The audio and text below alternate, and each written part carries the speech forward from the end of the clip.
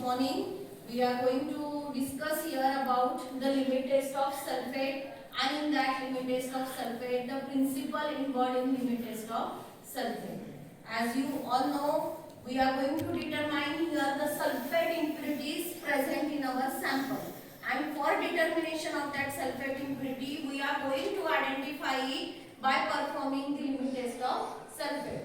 Now, according to the IP66 and according to the IP85, the limit test reaction of sulfate, it is going to depend on what the sulfate impurities which are present in our sample. They are going to react with the barium chloride solution in presence of dilute hydrochloric acid, and the resultant product which we are going to obtain here is what were the precipitation or turbidity of barium sulfate we are going to obtain here, and the chloride ions are liberated in the solution. That is what your reaction involved in limit test of sulfate. Now in this limit test, the turbidity which is going to be produced because of the barium sulfate, the turbidity of that standard solution turbidity and turbidity obtained from the test solution turbidity, that we are going to compare with each other, and by comparing this turbidity, if the turbidity obtained in standard solution is more and the turbidity obtained in test solution is less,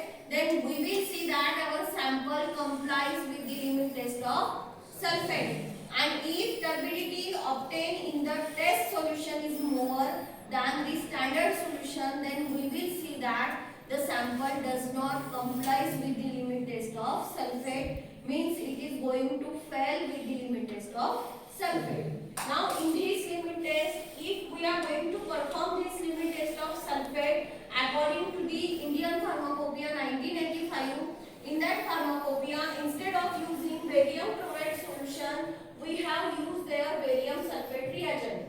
Now what is the role of that barium sulfate reagent and which constituent are present in that barium sulfate reagent? So this barium sulfate reagent contains the barium chloride solution, sulfate free alcohol and solution of potassium sulfate there. Okay. Now why we are particularly adding these compounds in that? So the role of your potassium sulfate is what? It is going to increase the sensitivity of the taste. Now what is meant by sensitivity of the taste? We have to obtain the clear results so that we can easily compare the opalescence or turbidity obtained in the solution, and for that we are going to use their potassium sulfate reagent. Now we have also added in this limit test alcohol. So what is the role of that alcohol? We are going to help here alcohol to prevent the supersaturation and thereby producing the uniform opalescence.